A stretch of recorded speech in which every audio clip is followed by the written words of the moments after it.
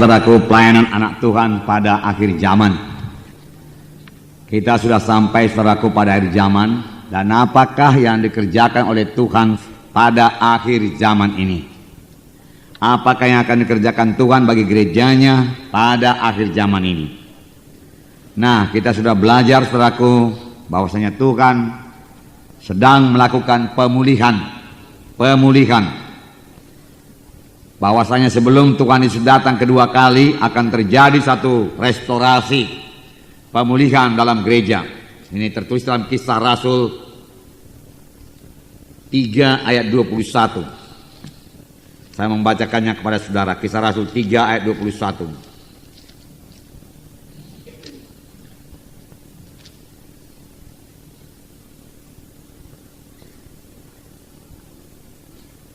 Kristus harus tinggal di sorga sampai waktu pemulihan segala sesuatu, seperti yang difirmankan Allah dengan perantaraan nabi-nabinya yang kudus pada zaman dahulu. Mari kita baca bersama-sama Kisah Para Rasul 3 ayat 21. Kristus itu harus tinggal di sorga sampai waktu pemulihan segala sesuatu, dengan perantaraan nabi-nabinya yang kudus di zaman dahulu. Jadi sudah pasti Kristus itu harus tinggal di sorga sampai waktu pemulihan segala sesuatu. Ini berarti, saudaraku, bahwasanya gereja Tuhan akan dipulihkan, pasti dipulihkan. Amin. Untuk ini, saudaraku, pastilah perkara besar terjadi, saudaraku. Pada akhir zaman barulah Tuhan Yesus bisa datang kedua kali. Dan memang Tuhan Yesus harus datang kedua kali. Dari itu gereja harus dipulihkan. Jadi pemulihan ini, saudaraku, pekerjaan Tuhan. Dan ini akan dikerjakan Tuhan, pasti dikerjakan Tuhan pada akhir zaman. Saudara, kita mengetahui bahwasanya Tuhan ini sudah lama melakukan pemulihan ini. Lalu kita pelajari dahulu dalam pelajaran training atau dalam pelajaran saudaraku institut, Martin Luther lah, saudaraku, mula-mula mengembalikan saudaraku keselamatan oleh sebab iman. Bukan karena perbuatan, bukan karena saudaraku ditebus oleh uang, bukan, tetapi manusia tidak selamat karena percaya kepada Tuhan Yesus, iman kepada Tuhan Yesus yang telah mati di kayu salib menebus dosa kita. Lalu kita pun selamat, saudaraku, selamat. Nah, kemudian saudaraku, Tuhan memulihkan. Setelah selamat, kita anak-anak Tuhan harus hidup suci, hidup berdoa kepada Tuhan. Karena keselamatan anugerah, pada waktu itu banyak berpikir, ya bagaimanapun anugerah, kalau memang sudah dianugerahkan Tuhan selamat, dikaruniakan Tuhan selamat, saya akan selamat juga. Bagaimana cara saya hidup dalam dunia ini? Tidak betul, saudaraku. Sekali selamat tidak terus selamat.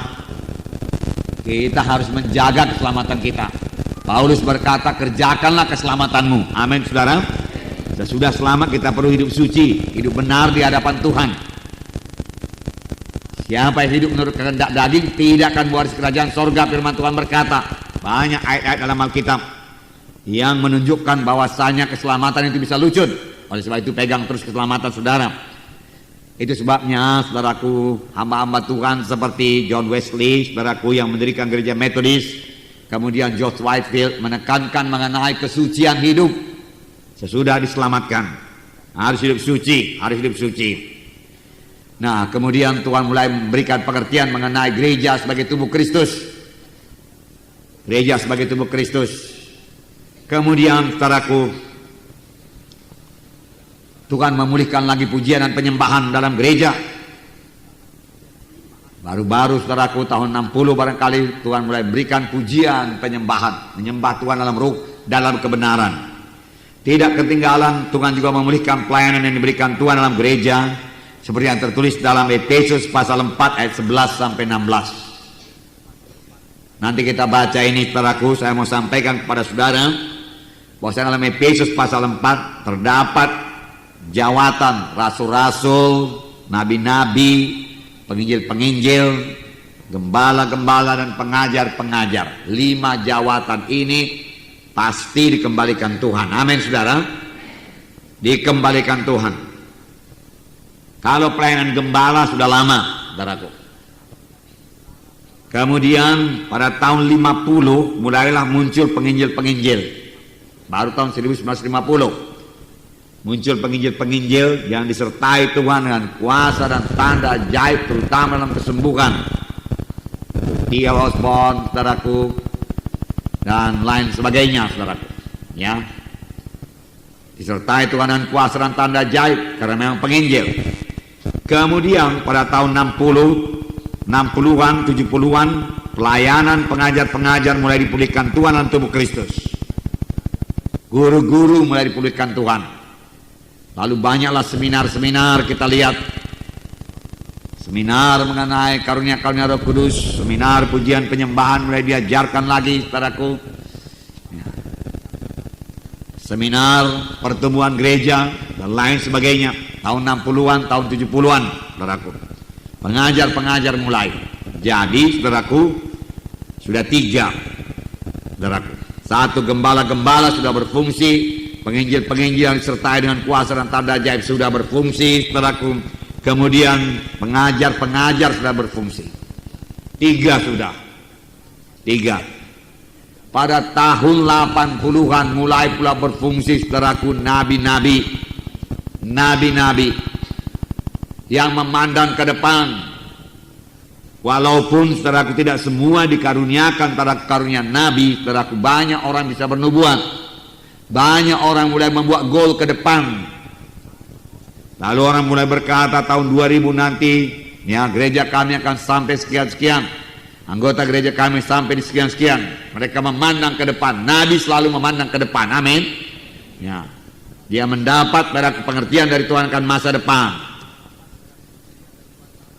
Dan saudaraku, seharusnya ini sudah mulai beroperasi dalam kita, yaitu karunia nabi harus ada dalam sidang Tuhan, saudaraku. Saya pikir saya tidak begitu mendapat karunia nabi, saudaraku. Sekali-sekali saya bisa bernubuat untuk meneguhkan, untuk menghiburkan. Sepanjang saya, saudaraku, sangat mohon kepada Tuhan. Amin, saudara. Sebenarnya itu, saudaraku, kuncinya hanya mendengar suara Tuhan saja. Amin. Mendengar suara Tuhan. Dan suara Tuhan itu selalu lemah lembut. Oleh sebab itu, kalau pikiran kita ini tidak tenang, tidak diam, terlalu banyak yang kita pikirkan, saudara, kita tidak bisa mendengar suara yang lemah lembut itu, saudara. Padahal Tuhan berjanji dalam firman-Nya, domba-dombaku mendengar suaraku. Amin, saudara. Itu dijanjikan Tuhan. Domba-dombaku mendengar suaraku.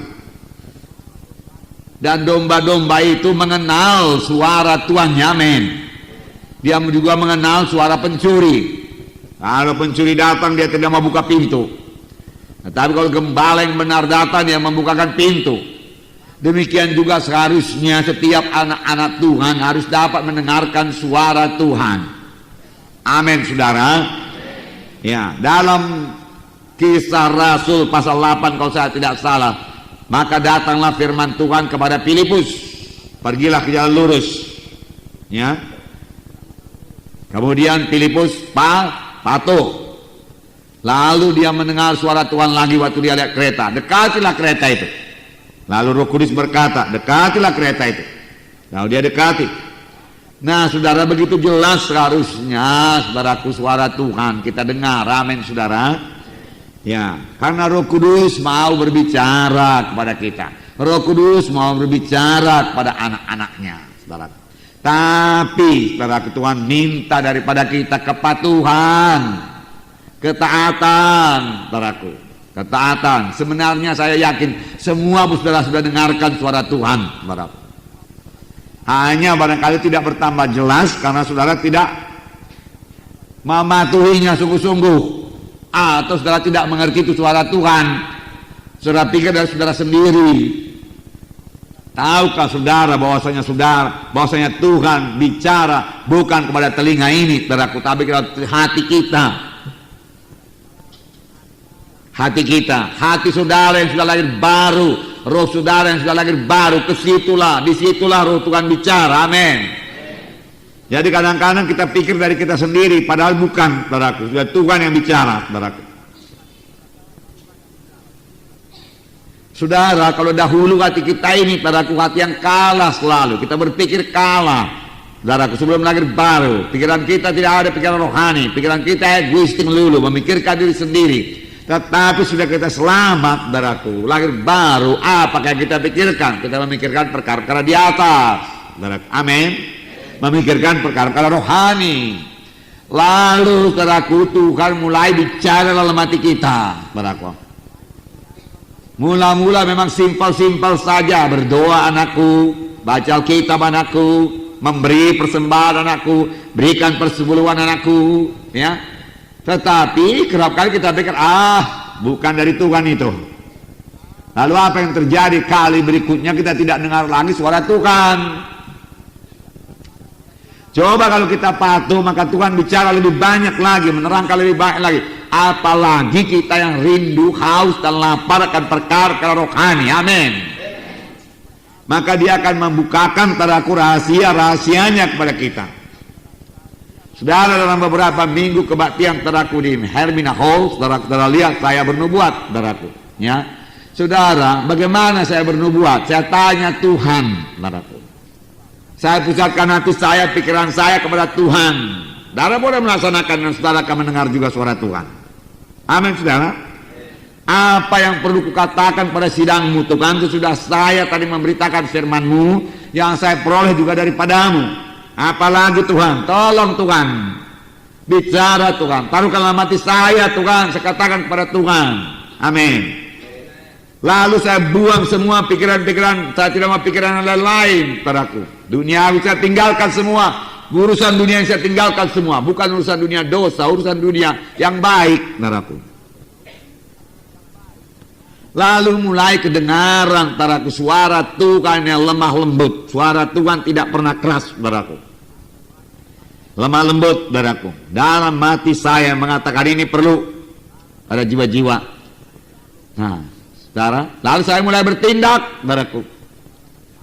Saya dapat garis besarnya, oke lah Tuhan, haleluya Tuhan. Lalu saya mulai bentuk kata-katanya. Itu sebabnya cara bernubuat kita nggak sempurna, saudaraku. Amin, saudara. Karena cara mendengar kita pun barangkali nggak 100% penuh, saudaraku. Ya, amin, saudara. Dan kerap kali pun Tuhan tidak memberitahukan semuanya. Tuhan hanya memberi contohnya, saudaraku. Tuhan memberitahukan kepada Yusuf bahwasanya dia akan jadi raja dari penguasa. Saudara-saudaranya menyembah kepadanya. Tetapi Tuhan tidak beritahu kepada Yusuf bahwasanya dia akan dijual dan ditangkap dan masuk penjara. Amin, saudara. Ya. Karena kalau dikasih tahu Tuhan semua, saudaraku, bisa jadi kita jadi sombong. Kalau dikasih tahu Tuhan semua, saudaraku, bisa jadi kita takut juga, atau sombong mengetahui segala sesuatu. Nggak perlu iman lagi. Firman Tuhan berkata iman tetap berlaku. Amin. Walau Tuhan memberitahu perkara, harus ada iman terus. Harus punya iman terus. Tanpa iman tidak bisa. Ya. Boleh jadi Tuhan berkata, oke, bangunkan bagiku gereja di Bandung, Injil di Bandung, aku akan memberi kemenangan kepadamu. Saudara, kita harus bertindak, saudaraku, dengan iman. Berangkat ke Bandung, Injil Bandung, beritakan Injil, percayakan kuasa dan tanda gaib. Boleh jadi datang aniaya, boleh jadi banyak gangguan. Tuhan tidak beritahu semua. Amin, saudara. Tapi Tuhan kita adalah Tuhan yang berbicara. Amin. Dan pada akhir zaman dia akan lebih banyak berbicara. Haleluya. Lebih banyak berbicara. Oleh sebab itu anak-anak Tuhan harus lebih sensitif kepada suara Tuhan. Amin. Jangan buta, jangan tidak mengenal rencana Tuhan dalam hidup saudara. Jangan tidak mengenal jalan Tuhan, saudaraku. Kenal. Dan ini membutuhkan persekutuan yang intim dengan Tuhan. Amin. Ya, kalau membaca Alkitab harus, kalau doa 1 jam per hari itu haruslah minimum, saudaraku. Itulah kekuatan kita, saudaraku. Dan dengan banyak berdoa, saudara, kita tambah mengerti lagi menyambut maksud Tuhan dan kehendak Tuhan dalam hidup kita. Tambah mengerti, mengenal suara Tuhan dan mendengar suara Tuhan, saudara. Nabi-nabi, itu sebabnya nabi-nabi pada zaman dahulu berkata, beginilah firman Tuhan kepadamu. Malah saya tidak berani kali begitu, saudara. Ya. Saya pikir mungkin sebagian dari saya nanti nggak betul ini saya bilang, saudara. Ya, oleh sebab itu saya juga sering katakan kepada saudara, saudaralah menimbangnya lah, saya katakan, timbanglah apa yang dari Tuhan apa tidak. Ya. Dan saya selalu mengatakan kalau tidak pun dari Tuhan, saudara masih dapat berkat. Mengapa, saudaraku? Karena selalu daripada firman Tuhan. Tetapi mengapa saya dapat? Saya pikir saya dapat itu bukan karena dari otak saya pikir dari hati saya, saudaraku. Lalu saya sampaikan kepada saudara dari hati saya. Ya, jadi saya katakan itu dari Tuhan lah itu. Oleh sebab itu, saudaraku, buka hati saudara kepada Tuhan. Amin. Ya, dengar, bisa dengar kok, saudaraku, bisa tanya kepada Tuhan. Mengapa tidak ada padamu? Karena tidak kamu minta. Mengapa saudara nggak tahu? Karena saudara tidak tanya Tuhan. Kalau kita tanya Tuhan, Tuhan pasti berikan. Simpel aja, saudara. Nggak hanya sulit sama Tuhan bicara. Dari dulu pun dia bicara kok.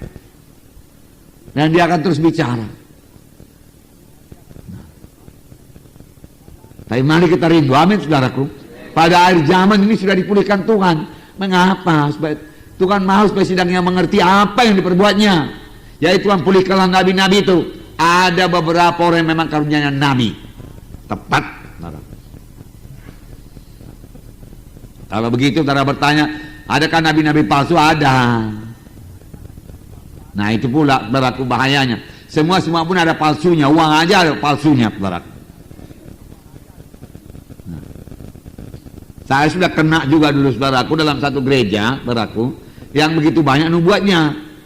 Semua mesti dinubuatin. Mesti datang suara Tuhan. Soal perkawinan pun mesti dinubuatkan. Si Anu sama si Anu mau kawin. Oh, Tuhan bilang setuju. Nah. Kalau Tuhan bilang nggak cocok, nggak jadi tuh, saudaraku. Hebatnya, saudaraku. Ya. Dan kadang-kadang ancaman pun ada. Jikalau engkau tidak menyerahkan rumahmu kepada Tuhan, maka anakmu akan meninggal, dia katakan. Siapa nggak takut, saudaraku? Pikir-pikir daripada anak mati, serahkan aja lah rumah. Iya kan? Nah. Jadi nubuat itu sudah menguasai dia, saudaraku. Menguasai. Tuhan tidak pernah, saudaraku, suka, saudaraku, kita dikuasai oleh nubuat, saudaraku. Nubuat itu untuk menghiburkan, saudaraku, mengkuatkan, meneguhkan. Meneguhkan sebenarnya sudah kita dapat sendiri daripada Tuhan. Misalnya saudara sudah dapat, saudaraku, panggilan dari Tuhan bahwasanya saudara akan jadi hamba Tuhan. Kalau saudara rasa itu, aku pasti dipakai Tuhan jadi hamba Tuhan, pasti. Nah, saudara berdoa, tambah dikuatkan Tuhan. Lalu pada suatu hari nubuat datang kepada saudara, dengarkanlah firman Tuhan. Sekarang Tuhan memanggil engkau menjadi hambanya, dan engkau akan dipakai Tuhan dengan urapannya. Melalui engkau jiwa-jiwa akan diselamatkan. Ya. Tuhan akan memakai pelayananmu dengan cara yang luar biasa. Tuhan akan membuka jalannya bagimu. Bertekunlah engkau dalam Tuhan. Wah, saudara sendiri sudah dapat sebetulnya. Tapi dikuatkan oleh nubuat itu lebih pasti lagi. Amin.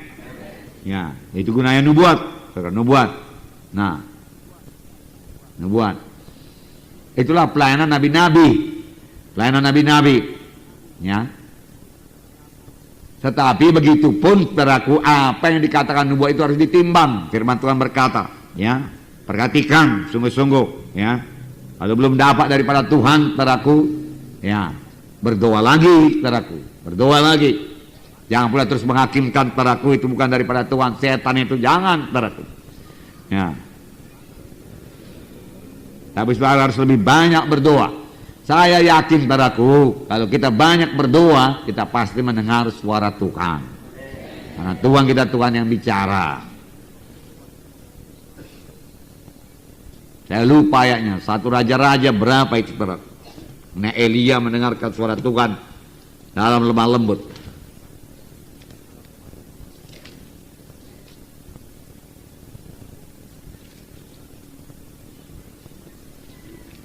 Satu raja-raja kali. Satu raja-raja masih Elia, ya. 19 barangkali itu.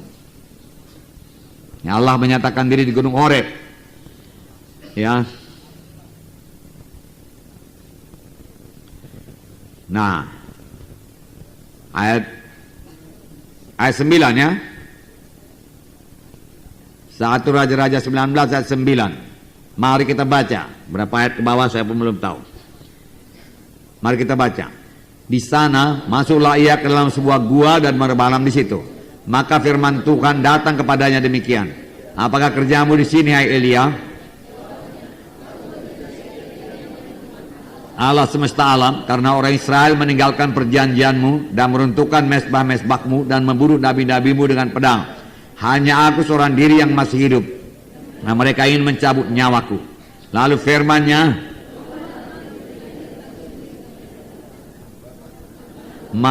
maka Tuhan lalu angin besar dan kuat yang membelah gunung-gunung dan memecahkan bukit-bukit batu mendahului Tuhan. Tetapi tidak ada Tuhan dalam angin itu. Dan sesudah angin itu datanglah gempa. Tetapi Tuhan tidak ada dalam gempa itu. Dan sesudah gempa itu datanglah api. Tetapi tidak ada Tuhan dalam api itu. Dan sesudah api itu datanglah bunyi angin sepoi-sepoi basah. Segera sesudah Elia mendengarnya, ia menyelubungi mukanya dengan jubahnya, lalu pergi keluar dan berdiri di pintu gua itu.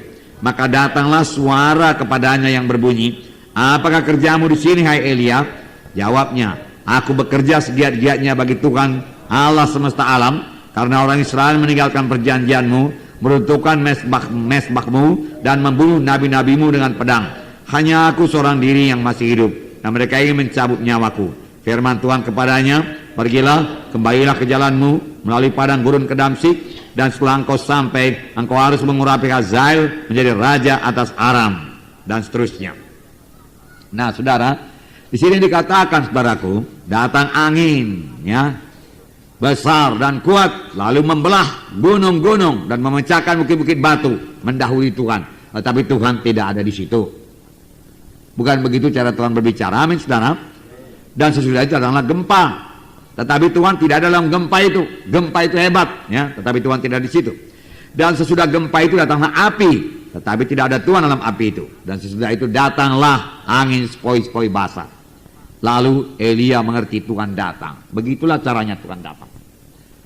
Kalau dalam hati kita ini rusuh, saudaraku, sebagai gempa, saudaraku, sebagai angin ribut, saudaraku, nggak ada ketenangan, nggak akan pernah terdengarkan suara Tuhan. Amin. Nggak bisa dengar, saudaraku. Seorang hamba Tuhan berkata, kapan yang mau mendengar suara Tuhan, Tuhan berkata kepadanya, pergi kepada gurun. Artinya mencari tempat yang suci, sunyi, ya, ya. Suci juga perlu, saudaraku. Kalau hidup suci pun, saudaraku, ya, Tuhan tidak akan bicara, amin, karena Allah itu Allah yang suci, ya. Nah, dia pergi ke tempat yang sunyi, saudaraku, suci, saudaraku. Betul itu. Jangan pula di tempat yang sunyi tapi nggak suci. Amin. Lalu Tuhan akan bicara, amin. Ya, Tuhan akan bicara. Tapi rindulah mendengarkannya. Saudaraku, itu sudah berlangsung, saudaraku. Banyak orang sudah mengalaminya, saudaraku. Marilah kita masuk di dalamnya, amin. Rindulah itu, saudaraku, rindulah.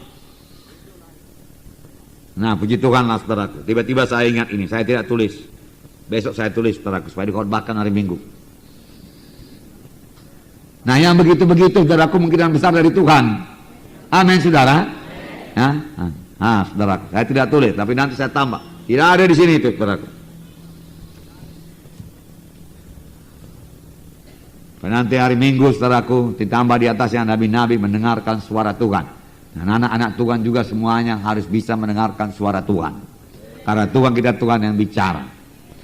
Domba-dombaku mendengar suaraku, Tuhan berkata. Dan saudaraku, saya katakan tadi seperti Filipus mendengar suara Tuhan. Pergi ke jalan lurus, pergi. Dan pada waktu Saulus, saudaraku, pada jalan ke Damsik, dia jatuh dari kudanya. Kemudian dia tidak bisa melihat. Lalu firman Tuhan datang kepada Ananias dan berkata, Ananias, pergilah engkau ke jalan lurus, ya. Lalu jumpailah seorang bernama Saulus, ia sedang berdoa, letakkan tanganmu supaya penuh dengan Roh Kudus. Lalu kata Ananias ini, bukan Ananias Sapira tentunya, ya, Ananias yang lain. Tuhan, aku sudah dengar banyak mengenai orang ini, Tuhan. Dia membunuh nabi-nabimu, dia membunuh orang-orang kudusmu, Tuhan. Dan dia pun datang kemari dapat surat kuasa untuk menangkapi kami orang-orang percaya. Tapi Tuhan berkata lagi, dia merupakan satu alat yang terpilih bagiku. Pergilah. Lalu dia pergi dan dia patuh. Dia letakkan tangan padaku. Lalu Saulus melihat dan penuh dengan Roh Kudus dan namanya Paulus. Lihat padaku. Dia bisa berkata-kata dengan Tuhan. Ya. Tuhan, ini orang ini nggak beres ini Tuhan. Dia datang kemari mau membunuh, menangkap kami Tuhan. Dan engkau katakan aku berdoa kepadanya supaya dia penuh Roh Kudus. Saya bilang, dia alat yang terpilih bagiku. Lihat. Banyak dalam kisah Rasul ya, banyak. Ketika mereka mau masuk Bitinia ditegah oleh Roh Kudus. Jangan, kata Roh Kudus, jangan. Yang nyata pekerjaan Roh Kudus, saudaraku. Kisah Rasul, saudaraku. Perjanjian baru. Dan itu pasti dipulihkan Tuhan, amin.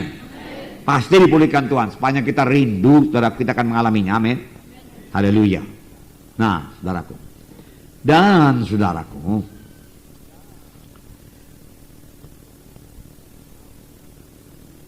pada tahun 1990, saudaraku, kita melihat pelayanan, yaitu pelayanan rasul, saudaraku, mulai dipulihkan Tuhan. Pelayanan rasuli, kerasulan. Apa artinya ini? Rasul artinya seorang yang diutus. Jadi artinya banyak orang akan diutus. Itu sebabnya Tuhan mengirim banyak mahasiswa ke Institut Alkitab Rema. Amin. Dan saudara akan diutus. Amin. Doakan kami, saudara, supaya kami bisa mengaturkannya dengan cepat, saudara. Dan saudara diutus dengan kuasa Tuhan. Haleluya. Dan saudaraku, yang menjadikan rasul itu, saudaraku, yang mengutus hanya Tuhan Yesus. Itulah dia rasul yang sungguh-sungguh, yang disertai dengan kuasa kerasulan. Baru-baru ini kami bertemu dengan hamba Tuhan Peter Wagner, guru dosen dalam Fuller Teologi yang sangat terkenal. Dia banyak berbicara dalam seminar-seminar internasional. Dan dia berkata, saudaraku, bahwasanya segala macam pelajaran itu yang begitu banyak tidak menjadikan seorang itu menjadi rasul. Yang menjadikannya rasul adalah impartasi. Apakah itu impartasi, saudaraku? Ya, impartasi artinya penyampaian padaku kuasa, transfer kuasa, saudaraku. Impartasi dari seorang rasul, saudaraku, kepada calon rasul lah, saudaraku. Amin. Ya. Lalu dia, saudaraku, menjadi apostel. Dan itulah gerakan Tuhan, saudaraku, pada akhir zaman. Jadi kalau begitu banyakkah nanti apostel-apostel, rasul-rasul muncul? Banyak kali, saudaraku. Sebenarnya saudara pun sudah menjalankannya, saudaraku. Hanya barangkali saudara kurang mohon kuasanya, kuasa kerasulan itu. Dalam pertemuan saudaraku dengan hamba-hamba Tuhan cabang, saya katakan kepada mereka, saudaraku, sepanjang mereka itu, saudaraku, mengabarkan Injil Tuhan disertai dengan kuasa dan tanda ajaib, kemudian bangunkan gereja, saudaraku, kemudian mengaturkan, saudaraku, siapa-siapa yang melayani dalam sidang tersebut, itu seorang rasul. Ya. Dan karena saudara terpancar daripada iman Indonesia, maka saya terus terang saya katakan waktu itu sayalah kepala saudara, rasul kepala, amin. Dan yang lainnya, saudaraku, rasul, saudaraku, antara rasul-rasul yang lain semua. Nah, itu sebabnya, saudaraku, di Kuala Lumpur itu ada pertemuan Apostol Summit, yaitu pertemuan puncak rasul-rasul, saudaraku, ya, yang telah mendirikan sidang, saudaraku. Nah, itu pula sejajar pula semuanya, saudaraku. Tapi rasul yang paling tinggi Tuhan Yesus, saudaraku. Di bawahnya barangkali rasul yang 12 itu, saudaraku. Tetapi kemudian dalam Alkitab juga diterangkan, saudaraku, banyak rasul-rasul yang lain selain pada 12 rasul yang dipilih oleh Tuhan Yesus. Kemudian Tuhan mengirim 70 murid lagi, yang disertai dengan kuasa dan tanda gaib. Jadi banyak, saudaraku. Dan sekarang ini saudara, pada akhir zaman rasul-rasul masih berfungsi. Amin, saudara. Nah, ya, dalam Efesus pasal 4 ayat 11 sampai 16 itu dikatakan Tuhan akan memulihkan saudaraku pelayanan rasul-rasul, nabi-nabi, saudaraku, ya, penginjil-penginjil, gembala-gembala dan guru-guru. 5 akan berfungsi kembali. Amin. Lalu tubuh Kristus jadi sempurna, jadi dewasa bagi pekerjaan pelayanan. Jadi saudaraku, segenap anggota tubuh Kristus saudaraku ikut melayani, harus melayani. Amin. Nah, gereja Tuhan hanya dapat mencapai kedewasaan penuh apabila kelima jawatan tersebut sudah berfungsi.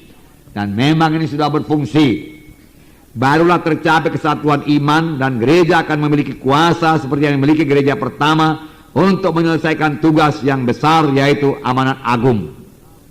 Jadi dapatlah dimengerti bahwa sekarang ini Tuhan sedang memulihkan pelayanan rasul, apostolik, gereja rasuli. Siapkan diri saudara untuk satu lawatan Roh Kudus yang luar biasa. Kita sudah sampai di akhir zaman. Dunia makin rusak, moral sudah ambruk di seluruh dunia. Goncangan-goncangan saudaraku terjadi di segala bidang. Goncangan dalam politik, goncangan dalam ekonomi, goncangan keuangan, keluarga juga digoncang, saudaraku. Gereja pun digoncang, saudaraku. Apa yang tidak digoncang? Semua digoncang. Kita perlu berpegang pada satu yang tidak dapat digoncang, yaitu firman Tuhan. Firman Tuhan. Nah, ini tanda akhir zaman, saudaraku. Tanda akhir zaman. Biarlah kita bersiap, saudaraku. Apakah pegangan kita pada akhir zaman ini tidak lain daripada firman Tuhan? Pegang firman Tuhan, saudaraku. Nah, seperti apakah kira-kira pemulihan yang diberikan Tuhan itu? Saya percaya, saudaraku, kira-kira seperti gereja pertama lah. Seperti itulah, saudaraku. Mereka berhasil menginjili dunia, saudaraku. Apa yang kita lihat, terutama dalam sidang pertama, semua anggota tubuh Kristus ikut aktif dalam pelayanan. Jadi semua anggota tubuh Kristus melayani. Tidak ada yang tidak melayani. Ada tempat dalam tubuh Kristus, selalu kita katakan itu. Ada fungsi dalam tubuh Kristus. Ada tempat, ada fungsi. Nah, tanpa ini, saudaraku, tidak mungkin saudaraku dunia ini mendengarkan Injil. Kalau hanya pengerja-pengerja Tuhan saja yang melayani. Baiklah ditambah pemimpin KKS. Tidak mungkinlah, saudaraku, seluruh Indonesia ini mendengarkan Injil Tuhan. Tapi setiap anak Tuhan ikut melayani. Barulah seluruh Indonesia. Dan kalau semua gereja-gereja melaksanakannya, saudaraku, seluruh dunia mendengarkan Injil Tuhan. Dan Roh Kudus akan memimpinkan gereja ke arah pelayanan seperti itu. Amin, saudara. Jadi ini pelayanan yang besar. Seluruh anak Tuhan jadi terang Tuhan, jadi saksi Tuhan, menyaksikan Injil Tuhan. Lebih daripada itu, seluruh anak Tuhan mulai melayani, memuridkan. Dimuridkan dia lebih dahulu, sesudah itu dia memuridkan. Amin, saudara. Ini semua anak-anak Tuhan. Semua anak-anak Tuhan, saudaraku. Ya. Firman Tuhan yang berkata, kabarkan Injil pada segenap penjuru alam. Ya. Jadikanlah sekalian bangsa muridku, tidak mungkin digenapi tanpa semua anak Tuhan mengambil bahagian. Harus semua anak Tuhan mengambil bahagian. Ya, dari sini juga saudara pemimpin KKS, saudara mengetahui kemana jiwa-jiwa itu saudara pimpin. Amin. Ya. Lihat jiwa-jiwa dalam KKS saudara. Amin, saudaraku. Perhatikan jiwa-jiwa dalam KKS saudara sampai di mana tingkat rohaninya. Saya mau membacakanlah kepada saudara Efesus pasal 4 ini. Efesus pasal 4, mari kita baca bersama-sama. Perhatikan ini baik-baik, saudara. Efesus pasal 4 ayat 11 sampai 16. Dapat saudara, mari kita baca bersama-sama. Dan ialah yang memberikan baik rasul-rasul maupun nabi-nabi, baik pemberita-pemberita Injil maupun gembala-gembala dan pengajar-pengajar. Jadi 5 jawatan. Amin. 5 ya, 5 ya. Rasul-rasul, nabi-nabi, penginjil-penginjil, pendeta-pendeta atau gembala-gembala ya. Kemudian guru-guru ya. Yang kita ketahui pasti pendeta-pendeta ada, penginjil-penginjil ada, guru-guru ada. Makanya rasul-rasul dan nabi-nabi juga mesti ada. Amin. Nggak bisa separuh-separuh ada. Pendeta-pendeta sudah pasti sudah kenal, sudah lama sudah kenal. Penginjil-penginjil pun banyak sudah kenal penginjil. Guru-guru pun banyak, saudaraku, guru-guru. Maka nabi-nabi dan rasul-rasul juga harus ada dalam sidang Tuhan, karena Tuhan yang memberikan. Pertama-tama rasul-rasul pun dikatakan, nabi-nabi, penginjil-penginjil, gembala-gembala, guru-guru. Diberikan Tuhan itu talenta dengan talentanya masing-masing, dengan kesanggupannya masing-masing pada tubuh Kristus. Amin. Jadi itu sudah ada yang dalam sidang kita ini, saudaraku. Walaupun belum dimunculkan kali ke permukaan, tetapi dia sudah ada, potensinya paling tidak sudah ada di sini. Amin. Yang 2 lagi saya maksud, yaitu rasul-rasul dan nabi-nabi. Amin. Sudah ada itu. Makanya saya katakan tadi, siapkan diri saudara, belajar mendengar suara Tuhan. Kemungkinan boleh jadi kalau saudara bisa mendengarkan suara Tuhan dengan jelas, saudara bisa menjadi nabi. Lalu Tuhan bisa terangkan kepada saudara kan hal-hal yang jadi kemudian mengenai sidang Tuhan, mengenai pekerjaan Tuhan, saudaraku. Itu boleh jadi juga mengenai keadaan-keadaan dunia ini. Karena datanglah Agabus dan mengatakan akan terjadi kelaparan, ya kan? Itu kan Nabi Agabus ada dalam sidang pertama, amin, saudara. Ya, dia mengetahui, lalu terjadilah itu, dia katakan. Karena memang dia tahu, dia dapat dari Tuhan, amin, saudara. Ya, karena dia bersekutu intim dengan Tuhan, dia banyak berkata-kata dengan Tuhan, dia hidup bersama-sama dengan Tuhan. Dia tidak mau, saudaraku, merepotkan pikirannya dengan perkara dunia ini. Lalu dia bisa mendengarkan suara Tuhan. Nabi itu harus intim dengan Tuhan, amin. Nah, kemudian dikatakan ayat 12, apakah gunanya ini? Mari kita baca. Untuk memperlengkapi orang-orang kudus bagi pekerjaan pelayanan, bagi pembangunan tubuh Kristus.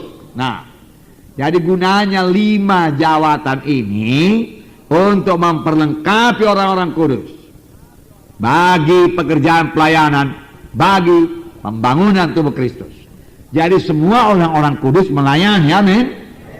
Jadi jiwa-jiwa dalam KKS saudara harus melayani, amin. Nah, bawalah mereka ke situ, amin. Apakah jiwa-jiwaku dalam KKS sudah bisa melayani atau belum? Kalau belum, kita ajari dia supaya dia bisa melayani. Karena paling tidak, saudara sebagai pemimpin KKS, saudara termasuk salah satu di sini, entahkah guru kah saudara, entahkah gembala, sudah pastilah saudara gembala. Karena saudara pemimpin KKS. Dikatakan juga pemimpin KKS sebagai gembala, amin. Iya kan?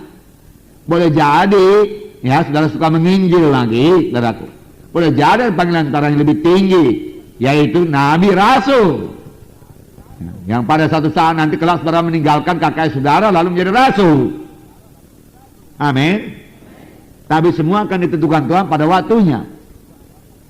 Jadi kemana jiwa-jiwa itu? Yang 5 ini berlaku. Dan saudara masuk diantaranya, amin.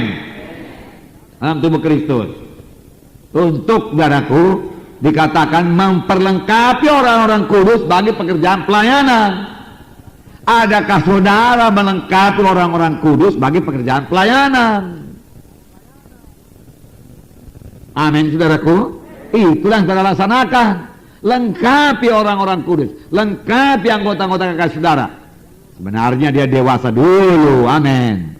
Ayat selanjutnya berkata, mari kita baca 13. Sampai, mari kita baca 13. 1, 2, 3. Sampai kita semua telah mencapai kesatuan iman dan pengetahuan yang benar tentang anak Allah, kedewasaan penuh dan tingkat pertumbuhan yang sesuai dengan kepenuhan Kristus. 14. Sehingga kita bukan lagi anak-anak yang diobang-ambingkan oleh rupa-rupa pengajaran, oleh permainan palsu manusia, dengan kelicikan mereka yang menyesatkan. Sampai situ dulu. Jadi sini dikatakan, jelas katakan, untuk memperlengkapi orang-orang kudus bagi pekerjaan pelayanan bagi pembangunan tubuh Kristus. Yang dibangun apa? Tubuh Kristus yang dibangun. Bukan kerajaan kita sendiri, bukan kerajaan KKS saudara. KKS saya lebih baik daripada KKS yang lain. KKS saya paling banyak berbelah. Saudara-saudara membangun tubuh Kristus. Amin. Bangun tubuh Kristus. Ya. Mencapai kesatuan iman dan pengetahuan yang benar tentang anak Allah. Berarti orang itu kenal Yesus. Amin. Ya. Berakar dalam Tuhan Yesus. Amin. Di sini untuk menerangkan yang lebih lanjut lagi dipakai perkataan kedewasaan penuh dan bukan lagi anak-anak. Amin. Jadi saudara tahu kemana dipimpin jiwa-jiwa itu, kepada kedewasaan penuh. Amin saudaraku. Dan bukan lagi anak-anak. Lihat jiwa-jiwa saudara, perhatikan jiwa-jiwa saudara. Muridkan dia pada ketika dia bertambah dewasa, bukan lagi anak-anak. Dikatakan anak-anak tadi di sini diombang-ambingkan oleh rupa-rupa pengajaran, mudah ditipu oleh pengajaran-pengajaran palsu, penyesat. Ayat 15 mari kita baca. Tetapi dengan teguh berpegang kepada kebenaran dalam kasih, kita bertumbuh dalam segala hal karena Dia, Kristus yang adalah kepala.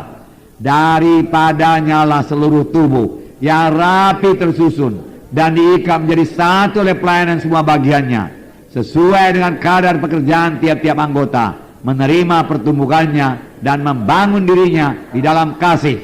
Nah, sampai semua nanti anggota tubuh Kristus ini tersusun rapi semuanya. Anggota-anggota KKS sekarang melayani semuanya, dan pelayanannya semua ditentukan oleh Roh Kudus. Yang penginjil dia jadi penginjil, saudaraku.